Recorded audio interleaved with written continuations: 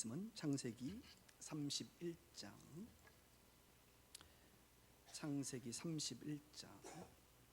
40절에서 42절의 말씀을 보도록 합니다. 주본 앞에 화면을 보셔도 좋습니다. 창세기 31장 40절에서 42절의 말씀을 제가 읽도록 합니다.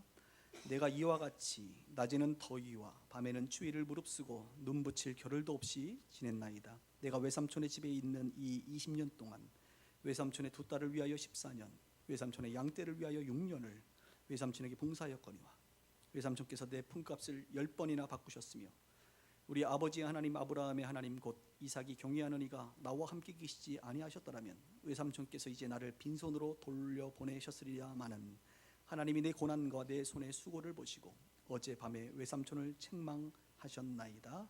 아멘. 오늘의 창세기 22번째 시간 연약함보다 큰 은혜라는 제목으로 말씀을 나눕니다. 우리는 지난 2주간 사도행전 말씀을 나눴지요. 10주년 감사 예배와 또 선교사 파송 예배가 있었기 때문에 창세기를 잠깐 멈추고 사도행전 말씀을 나눴습니다. 오늘 3주 만에 다시 창세기로 돌아왔습니다. 그동안 창세기의 어떤 내용들을 여러분 기억하십니까? 특별히 우리는 지금 아브람과 이삭과 야곱 중에 야곱의 삶을 살펴보고 있습니다. 형 에서 그리고 아버지를 속여서 장자권과 축복권을 뺏어서 도망쳤던 야곱의 모습을 기억하시죠? 특별히 800km 정도 되는 긴 외삼촌 댁으로 이동하던 중에 베델이라고 하는 지역에서 꿈에 하나님께서 사닥다리 가운데 나타나셔서 야곱에게 말씀하셨던 것들을 우리는 기억하고 있습니다. 그래서 베델에서의 인카운터라는 제목으로 말씀을 나누었습니다. 하나님께서는 이런 이야기를 했지요. 첫 번째로 내가 너에게 가나안 땅을 줄 것이다. 두 번째로 내가 너의 자손을 땅의 티끌처럼 많게 할 것이다. 그리고 너를 아브라함처럼 복의 근원이 되게 할 것이다. 마지막으로 내가 너와 함께 있을 것이다. 그러므로 두려워하지 말라. 이렇게 말씀을 했습니다.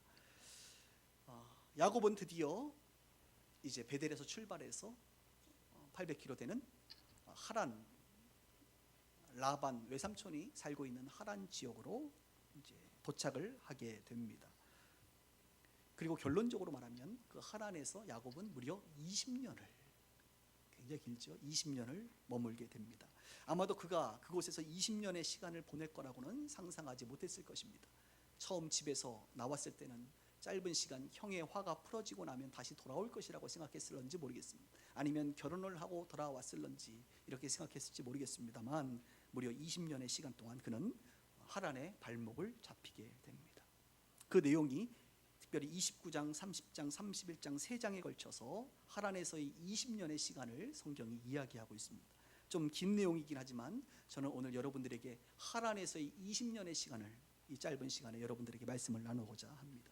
특별히 이 3장의 말씀을 제가 이번 주간 읽고 또 읽고 계속 이렇게 읽어가면서 마음에 와닿는 두 가지가 있습니다. 그리고 오늘 이 두 가지가 여러분들이 기억해야 될 것입니다. 첫 번째는 우리 인간이 참으로 연약하다라고 하는 것입니다.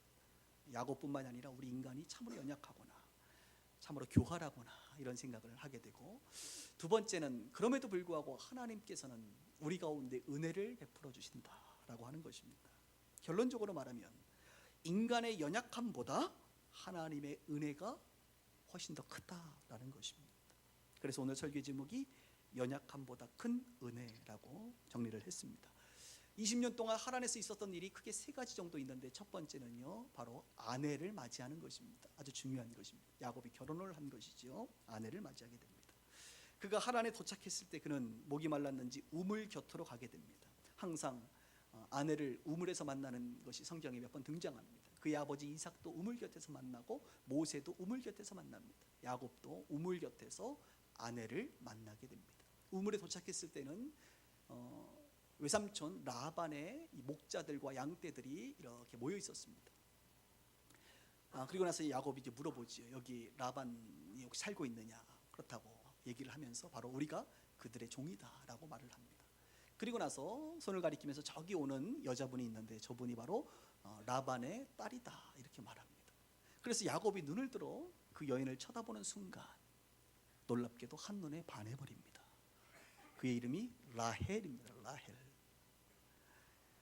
참 라반 좀 그래요. 종들뿐만 아니라 그 딸들에게도 양을 치도록 했습니다. 그래서 라헬이 양을 치러 우물 곁으로 오는 중에 보니까 여성이다 보니까 좀 아무래도 남자들보다 늦게 도착했던 것 같아요. 야곱이 그 여인을 보는 순간 여러분 한 번에 첫눈에 반해버립니다. 평생 한 번도 경험해보지 못했던 일들이죠. 한눈에 반한다는 것. 그래서 지금부터 보면 여러분 라헬을 향한 이 야곱의 사랑 이야기가 아주 줄줄이 성경에 이야기하고 있습니다. 그래서 야곱이요 사랑하는 한눈에 반해버리니까 이제 순간적으로 생각을 하는 거예요. 여러분 사랑하는 사람을 만나면요 한 공간 안에서 둘만 있기를 원하는 것이 인간의 본능입니다.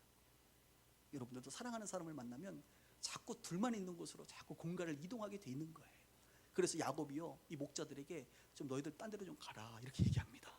왜냐하면 아직 뭐 물 먹을 시간 아니니까 저쪽 가서 풀이나 더 뜯게 하고 좀 이따가 와라.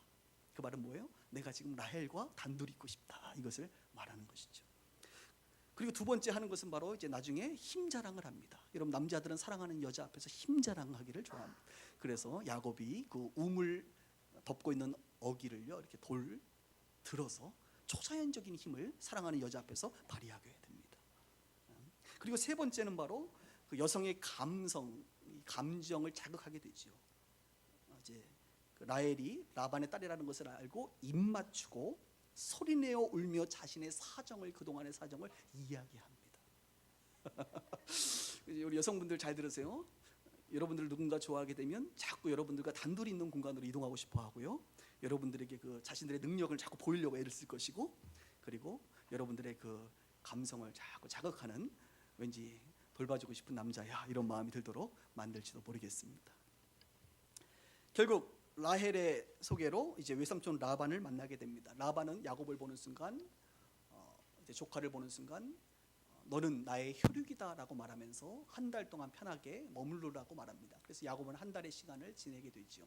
그리고 나서 라반은 야곱을 데려다 놓고 이제 너가 한 달이 지났는데 계속 이렇게 놀고 먹을 수는 없지 않느니 너 일 좀 해야 되지 않겠니? 라고 이제 제안을 하게 됩니다. 그때에 야곱이요 이 사랑의 눈이 멀어가지고 제가 그 삭스를 받지 않고 내 삭스는 뭐냐? 내가 7년 동안 삼촌 7년 동안 제가 무료로 무보수로 봉사할 테니까 7년 후에 저 사랑하는 라헬을 나에게 아내로 주세요라고 제안하게 됩니다. 여러분 라반은 돈을 너무너무 사랑하는 사람이거든요. 수지 맞은 장사죠. 알았어. 뭐 너한테 뭐 어차피 보내려고 했는데 그래 7년 동안 그럼 무료 봉사하겠다 이거지. 오케이. 우리 합의한 거야. 7년 후에. 그래서 성경에 보니까 야곱은 7년을 며칠처럼 보냈다라고 말합니다. 여러분 사랑하면요 며칠처럼 지나갑니다. 그래서 연애할 때 기억나십니까? 한 3시간 만났는데 한 5분 만난 것 같아요. 헤어지기가 싫은 법이에요. 그렇게 시간이 빨리빨리 지나갑니다. 또 거꾸로 말하면 사랑하지 않으면요 기다릴 수가 없습니다. 여러분 자녀들을 사랑하면 기다릴 수 있어요. 남편을 사랑하면 기다릴 수 있어요. 사랑 못하면요 기다릴 수 없어요. 인내하기가 어려워요. 사랑하면요 충분히 7년을 기다릴 수 있습니다. 그러면 야곱이 왜 이렇게 라헬을 사랑했느냐? 그것은 뭐 다른 게 아닙니다. 라헬이 이뻤기 때문에 그렇습니다. 그냥 한눈에 뿅 간 거예요. 보는 순간. 성경 29장 17절에 보면 이렇게 말합니다. 그의 언니가 있었는데 언니의 이름은 레아입니다. 그리고 여동생 이름이 라헬인데요. 야곱은 라헬에게 한눈에 반해버렸습니다. 레아는 시력이 약함으로 이렇게 성경에 쓰였어요. 레아는 뭐라고요? 시력이 약하고 라헬은 곱고 아리따우니 야곱이 라헬을 더 사랑한지라. 시력이 약했다는 게 뭡니까? 눈이 안 좋았다는 게 아닙니다. 그 당시에는 이 눈동자가 검은 눈동자가 새카맣게 그냥 초롱초롱 빛이 나야 이쁜 건데 눈동자가 흐리멍텅했다는 거예요. 그래서 눈동자가 이렇게 흐렸다 이 말은 별로 예쁘지 않았다. 물론 자매간이기 때문에 좀 닮았지 않겠습니까? 그럼에도 불구하고 눈빛에서 이게 차이가 난다. 그래서 레아는 별로 이쁘지 않고 그다음 뭐라 그래? 라헬은 아리따웠다. 사랑하는 우리 자매님들 남자들은 다 이쁜 여자를 좋아합니다. 그냥 그런 거예요. 원래 본성이. 그러니까 그렇게 이해하시고 뭐 육신적으로 그렇게 다 돼 있어요. 그래서 7년을 며칠처럼 섬기게 됩니다. 저는 이 야곱의 러브 스토리를 보면서 부제를 하나 달고 싶습니다. 7년의 사랑이다. 7년의 사랑. 여러분 성경 어디에도요 이렇게 야곱처럼 사랑의 이야기를 담고 있는 것이 없습니다. 사실 뭐 아가서도 사랑의 이야기를 담고 있지만 그것보다 또 이삭이 리브가를 사랑했던 것보다 오히려 야곱이 이 라헬을 사랑하는 이 내용이요 성경에 굉장히 아주 리얼하게 표현하고 있는 것을 보게 됩니다. 기한이 찼습니다. 드디어 몇 년? 7년이 찼습니다. 라헬의 아버지 라반은 잔치를 낮에 벌입니다. 그리고 그때는 결혼을 할 때 낮에 잔치를 벌일 때는 아내를 보이지 않습니다. 저녁에 이제 드리는데요. 낮에 잔치를 벌이고 나서 저녁에 아내를 드리는데요. 딸을 드리는데 야곱이 들어온 아내를 맞이해서 하룻밤을 보냈습니다. 그리고 아침에 눈을 떴는데 깜짝 놀랐습니다. 자기가 사랑했던 라헬이 아니라 눈이 흐리멍텅했던 레아였던 것입니다. 너무 충격을 받은 거예요. 그래서 외삼촌에게 이렇게 얘기하죠. 외삼촌이 나를 속이심이 어찌 됨이뇨. 속이셨다 이거야 나를. 그랬더니 라반의 말이 기가 막힙니다. 우리 동네에서는 결혼 관습이 언니보다 아우를 먼저 보내는 법이 없다. 그러므로 당연히 언니부터 들여보내고 동생은 나중에 결혼하는 것이 옳지 않겠느냐라고 말합니다. 왜 야곱은 이것을 알지 못했을까요? 이유는 간단합니다. 낮에는 못 보고 저녁에 들어왔는데 이미 야곱은 술에 취해서 술기가 좀 있고 밤에 지금처럼 전기가 있는 것도 아니고 그렇죠? 어두운 그곳에 웬 여자가 들어왔는데 보니까 그 향취는 라헬의 향취를 뿌렸을 것이고 아버지하고 짜고 쳤겠죠. 그리고 베일에 가려진 온몸이 자기에게 들어오는데 보니까 비슷해 보이거든요. 향기도 있고. 그래서 시간을 보낸 거예요. 원래 자매는 비슷해 보이지 않습니까? 그래서 자기도 알지 못한 사이에 이렇게 속아 넘어가게 됩니다. 라반은 이렇게 말합니다. 이제 언니를 너에게 보냈으니 두 번째 내 딸을 얻기를 원하느냐? 당연히 사랑하니까 당연히 원한다고 하니까 그러면 7일 후에 줄겠다.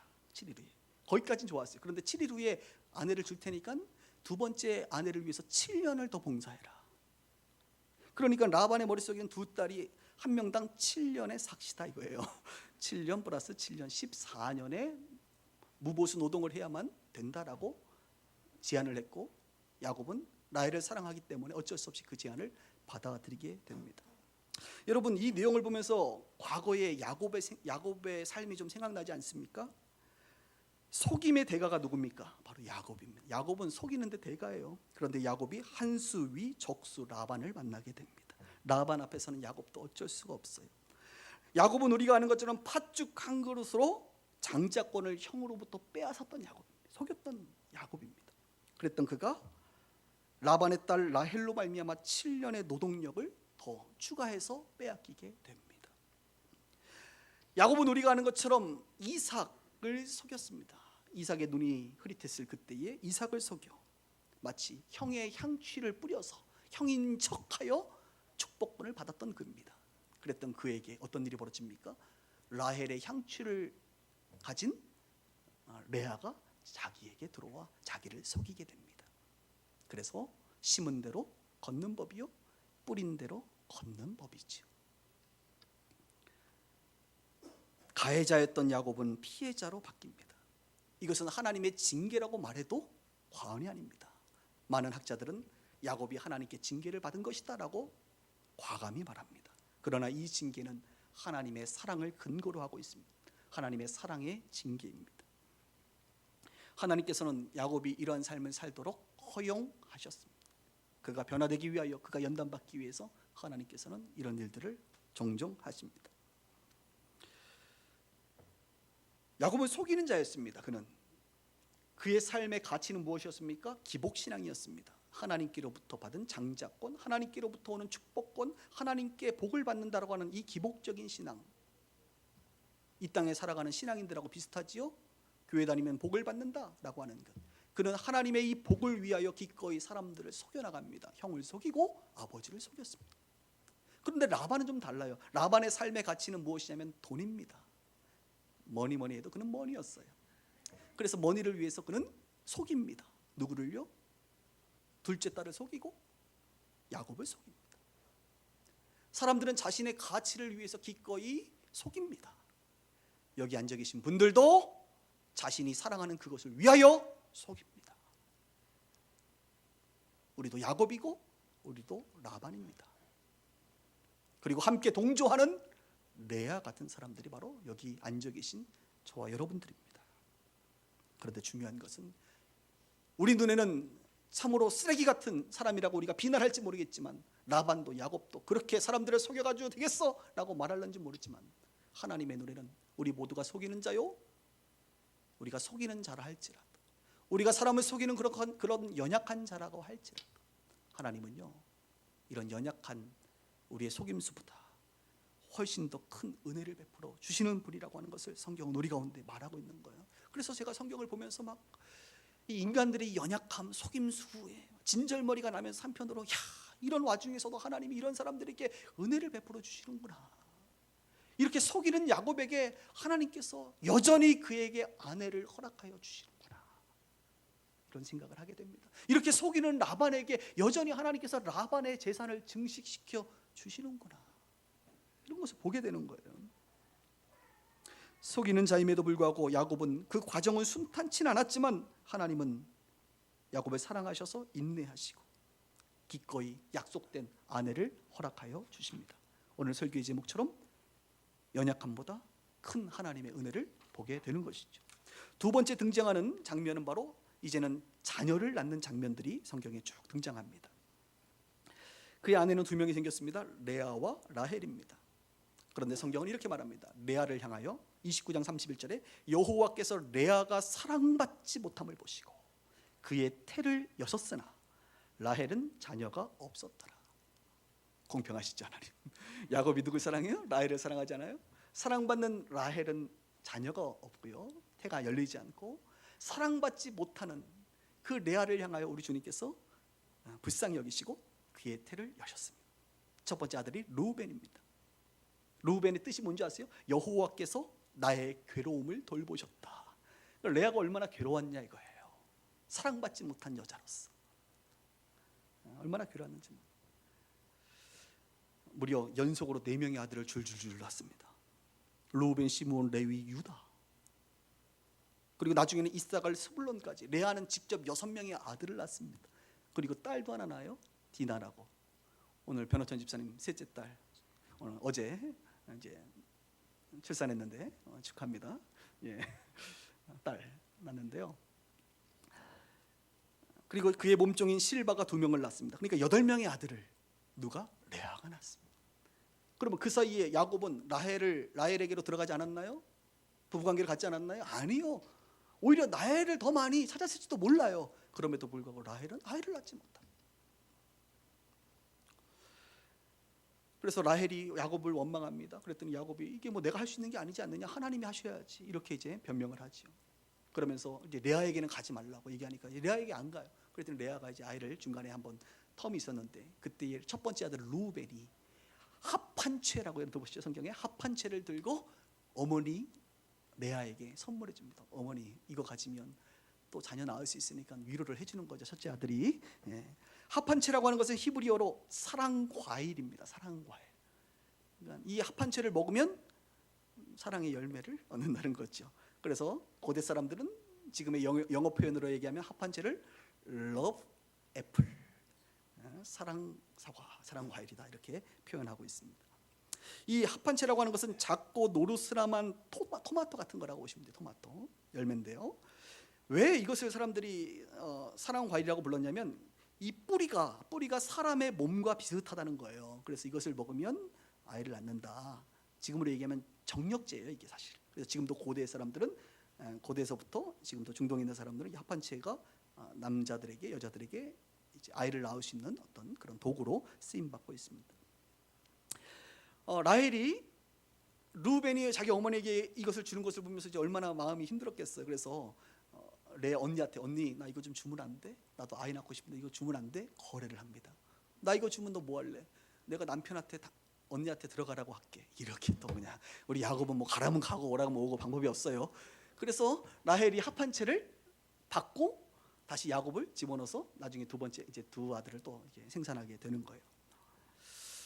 그런데 성경에 30장 22절에 보면 성경은 이렇게 말합니다. 하나님께서 라헬을 생각하신지라 하나님이 그의 소원을 들으시고 그의 태를 여셨으므로 그가 아들을 낳았다는 것입니다. 드디어 라헬도 아들을 낳았습니다. 라헬이 아들을 낳았을 때 그의 이름이 무엇입니까? 그 유명한 요셉입니다. 그리고 나중에 12번째인 베냐민을 낳다가 이제 죽게 됩니다. 라헬은. 그럼 라헬이 아이를 낳은 것은 합한 채 때문입니까? 아니면 하나님의 은혜 때문입니까? 사람들은 합한 치 때문이라고 생각하는지 모르겠어요. 그러나 성경은 말합니다. 하나님이 라헬을 생각하셨다 이거예요. 그래서 라헬의 태를 하나님이 여셨다 이것입니다. 하나님이 은혜를 베풀어 주신 것이죠. 저는요 이 두 여인을 보면서도 어떤 생각이 드느냐면 참 인간적으로 참 연약하다 이런 생각을 합니다. 왜요? 레아 보면서 일단 제가 야곱이어도 기분 안 좋았을 것 같아요. 그날 첫째 날 밤에 분명히 라헬이 들어와야 되는 거 알는데 레아가 들어올 때 레아가 그거 들어갈 때 뭐라고 얘기했어야 돼요? 문 열고 들어가서 벨 벗으면서 야곱 사실 나 레아야 이렇게 얘기해야 될 거 아니에요. 근데 자기가 레아라는 그 사실을 그 긴 밤 얘기하지 않았다 이거예요. 그러니 사랑을 못 받을 수밖에 없지. 화가 이만저만 난 게 아니죠. 그죠? 속였죠. 누구를? 아버지만 속인 게 아니라 레아도 야곱을 속인 겁니다, 여러분. 그런데 이렇게 레아가 야곱을 속였지만 하나님께서 야곱을 속였기 때문에 그의 태를 뭐 닫아버리거나 아니면 그를 저주하고 그러지 않았어요. 그런 연약함 속에서도 하나님께서 레아를 사랑해주고 레아에게 은혜를 베풀어 준 거예요. 아들 6명이나 낳게 되고 그 아들 중에는 누가 있습니까? 유다가 있어요. 유다는 나중에 보면 예수 그리스도의 계보에 해당되는 사람 아닙니까? 그 유다를 통하여 메시아가 나타나는 것 아니겠습니까? 그리고 레아가 죽었을 때 어디에 묻히냐면 아브람과 사라가 묻혔던 곳, 이삭과 리브가가 묻혔던 곳, 야곱이 묻혔던 그곳 막벨라 굴에 묻힙니다. 라헬은요 거기 못 묻혀요. 하나님께서 레아에게 큰 은혜를 베푸신 것이죠. 라헬은요 이쁘긴 했지만 하나님 별로 안 사랑하는 사람 같아. 이분은 하나님에 대한 신앙이 별로 없어요. 그는 이 합한체라고 하는 약간 미신적인 그런 것을 의존하며 살았던 사람입니다. 그는 나중에 야곱과 함께 아버지 집에서 나올 때 드라빔을 훔쳐갔어요. 드라빔이 뭐예요? 사람 모양을 한 조그만한 우상단지입니다. 그 우상을 직접 챙겨 나왔어요. 그는 하나님을 사랑하지 않고 그의 아버지처럼 다신론에 휩싸였던 사람입니다. 그랬던 사람이면 하나님께서 복을 주지 말아야지. 그럼에도 불구하고 그런 연약함 속에도 불구하고 하나님께서는 라헬에게 요셉이라고 하는 걸출한 아들을 낳게 하시고 그 요셉이 우리가 아는 것처럼 나중에 보면 이 가정을 먹여 살리는 애굽의 총리가 됩니다. 그리고 야곱이 얼마나 이 라헬을 사랑했는지 특별히 그가 낳았던 이 요셉을 2배로 축복해 줍니다. 나중에 보면요 그의 자녀들을 다 불러 모아서 축복해 줄 때 첫 번째로 누굴 불러야겠어요? 큰아들 루벤을 불러야 되지 않습니까? 그런데 그렇지 않아요. 요셉부터 불러. 그리고 요셉의 자녀들을 다 불러요. 요셉의 자녀들이 둘이 있거든요. 므낫세와 에브라임. 그 둘을 먼저 축복해 줍니다. 2배의 축복을 줍니다. 더 놀라운 것은요 광야 생활을 할 때 우리는 12지파 얘기하잖아요. 12지파. 사실 12지파가 아니라 13지파예요, 여러분. 이제 성막을 중심으로 동서남북으로 세 지파가 있거든요. 그리고 그 성막을 맡는 지파가 레위 지파고요. 13지파거든요. 왜 13지파가 된지 아세요? 아들은 12명인데 요셉이 요셉 지파라고 얘기하지 않아요. 요셉의 아들을 므낫세 지파, 에브라임 지파라고 구분합니다. 그러니까 2지파를 준 거예요. 엄청난 축복이죠, 사실. 하나님께서 이렇게 레아도 연약하고 라헬도 연약하지만 그 연약함을 뛰어넘어 하나님의 은혜가 훨씬 더 크다라고 하는 것을 성경은 우리 가운데 계속 말해주고 있다는 것입니다. 계속 이 이야기를 하니까 좀 힘들지 않으세요? 괜찮으세요? 이제 세 번째 20년 동안 하란에서 야곱은 아내를 얻게 되고 자녀를 낳게 되고 마지막으로 재산을 증식하고 떠나는 장면이 이제 등장하게 되는데요. 이제 아내들을 위해서 14년을 지난 야곱이 어떻게 행동할 것 같습니까? 그 다음에 그 외삼촌 라반의 그 악행을 보면서 같이 살고 싶은 마음이 없지요. 한마디로 정이 떨어지죠. 그러니까 삼촌 저 이제 갈게요. 고향으로 갈게요 라고 얘기했더니 삼촌이 보내줄까요? 안 보내줄까요? 여러분이 라반이라고 하면 보내주겠습니까? 안 보내줘. 탁 붙잡고 이런 말을 합니다. 야곱, 여호와께서 너로 말미암아 내게 복 주신 것을 내가 깨달았다. 무슨 말이에요? 내가 이렇게 복 받은 것은 바로 너 때문이다. 너는 복의 근원이다. 이렇게 사탕발림의 이야기를 하면서 가지마 그러면서 협상을 또 시작합니다. 와, 정말 이 사람 정치해야 돼요. 진짜 내가 봤을 때는 협상의 달인이야. 그러면서 이렇게 얘기합니다. 가지 말고 이제는 내가 월급 줄 테니까 내 품값을 정해라. 네가 정해라 그랬대. 야곱이 갑자기 알았다고 안 가겠다고 그러면서 품값을 정합니다. 어떻게 품값을 정하느냐? 양과 염소가 있는데 양은 무슨 색깔? 흰색이잖아요, 그렇죠? 염소는 무슨 색깔? 염소 드셔보시죠? 검정 색깔이에요. 염소는 먹어봤다고 얘기하면 안 되네. 길러봤나요? 양은 흰색, 염소는 검정색. 자, 그런데 삼촌, 양이 흰색인데 흰색이 아닌 것, 아롱진 것, 점 있는 것, 검정 거는 내가 가질게요. 그리고 염소는 검정색인데 검정색 아닌 것, 염소 중에 아롱진 것, 점 있는 거는 제가 가질게 라고 얘기했더니 라반이 너무 기뻐하면서 오케이, 그렇게 하자. 그러면 자, 여기까지 좋았어. 그런데 바로 그동안에 있던 양 흰색 아닌 것, 염소 검정색 아닌 것을 다 자기 자식들에게 다 준 거예요. 아니 그게 기본이 돼야 뭐 이렇게 교배가 일어나서 여러분 뭐 아론지기에서 나올 거 아닙니까? 그런데 야곱에게 뭘 가져가라냐면 흰 양과 검정 염소만 남겨놓고 나머지는 다 아롱진 건 점 있는 거는 자기 자식들에게 준 거예요. 그리고 그 자식들에게 흰 양과 검정색 이제 야곱이 이제 관리하게 될 이 양과 염소로부터 3일 길 떨어져라. 절대 오지 마. 그러면 그 말이 무슨 말이에요, 여러분? 이해가 되시죠? 그러니까 야곱에게 너에게는 아무것도 없이 시작해 이거예요, 말 그대로. 불가능한 거야, 그거는. 흰색하고 한번 흰색 나와야지 당연한 거 이렇게 생각한 거 아닙니까? 그리고 교배가 불가하도록 3일 길을 떨어지게 했으니까 야곱은 이게 말이 안 되는 거예요. 이 라반이 이런 사람입니다, 여러분. 우리 주변에도 이런 라반 같은 사람이 있어요. 비즈니스 하다 보면 여러분 당황하지 마세요. 그래서 야곱이 오케이 하고 나서 그가 한 게 뭐냐면 여기 합한치하고 비슷한 게 하나 더 있습니다. 살구나무, 버드나무, 신풍나무 가지들을 알록달록하게 만들어서 양이나 염소가 물을 먹으러 오거나 교배할 때 그 알록달록한 나무 가지를 보라는 거예요. 야, 여러분 그 알록달록한 나무 가지 보면 알록달록한 게 나오나요? 그런데 야곱은 그 알록달록한 걸 보면 이놈들이 나올 것이다 라고 하는 약간의 미신적인 그 당시의 문화에 도움을 받아서 합니다. 그래서 물 구유에 이렇게 오면 보는 거예요. 이거 여러분 이런 거예요. 이제 아이들 낳으면 딸 낳으면 여러분 그 딸 방에 무슨 사진 걸어놔요? 엄마 사진 안 걸어놔요? 전지현, 성혜교 이런 사진들 막 걸어놓고 아들 낳으면 무슨 사진 걸어놔요? 장동건, 뭐 변빈, 뭐 이런 원빈, 뭐 빈들이 요리 잘 나가니까 걸어놔요. 그래서 뭐예요? 자꾸 보라는 거예요. 그래서 아이들이 자꾸 그거 보면 아이들이 어떻게 된다는 거예요? 닮는다는 거죠. 이런 쓸데없는 미신적인 발상을 우리가 하고 있지 않습니까? 너 좋은 것만 봐라, 예쁜 것만 봐라 그렇게 얘기하는 거 똑같은 거예요.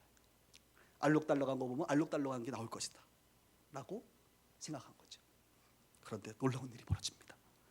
정말로 흰 양하고 교배를 했는데 어떤 게 나와요? 알록달록한 게 나오는 거야. 검은 염소하고 검은 염소가 교배를 했는데 알록달록한 게 나오는 거예요. 자, 야곱의 마음에 이게 미신의 힘이구나 이런 생각을 할 수 있겠지 않겠습니까? 그러나 성경은 말합니다. 하나님께서 그 사람 야곱이 매우 번창하여 양떼와 노비와 낙타와 나귀가 많았더라. 6년 사이에 하나님께서 야곱에게 부를 허락하시는데 교배만 하면 얼룩, 교배만 하면 아롱지 뭐 이런 게 나오는 거예요. 이게 하나님의 역사, 하나님의 초자연적인 기적의 역사가 야곱의 인생 가운데 펼쳐지게 됩니다. 이렇게 6년의 시간이 지나 총 20년의 시간이 지났습니다. 자, 하나님께서 야곱에게 나타났습니다. 야곱아, 이제 고향으로 돌아가라. 자, 여러분 야곱의 마음이 그리고 라반의 마음이 어땠을 것 같아요? 라반이 야곱을 볼 때에 좋은 마음이었을까요? 아니면 6년 내내 보니까 맨날 이상한 것만 나와. 야곱의 재산이 늘어나는 것을 보면서 라반은 말은 못해도 이거는 속에서 끊는 거예요. 그럼 이제 라반의 방법은 간단합니다. 야곱을 평생 내 옆에 끼고 살겠다. 못 나가게 하겠다. 네 재산이 내 재산이 되도록 내가 뺏어버리겠다 라고 하는 생각을 갖죠. 근데 하나님께서 야곱으로 하여금 가라고 말합니다. 내가 너와 함께 할 것이고 내가 너를 도와줄 것이다.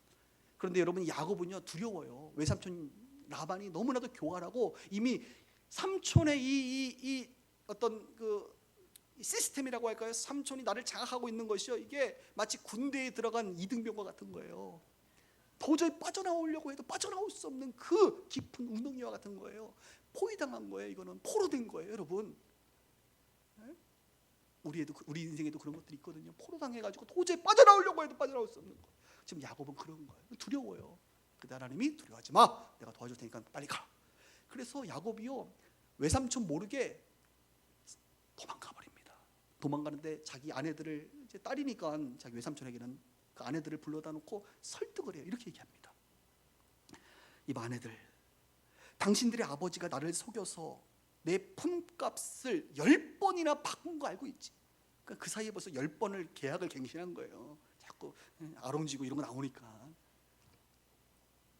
그랬더니 이 아내들이 어떻게 얘기하는 줄 아세요? 야곱 남편 나도 알아.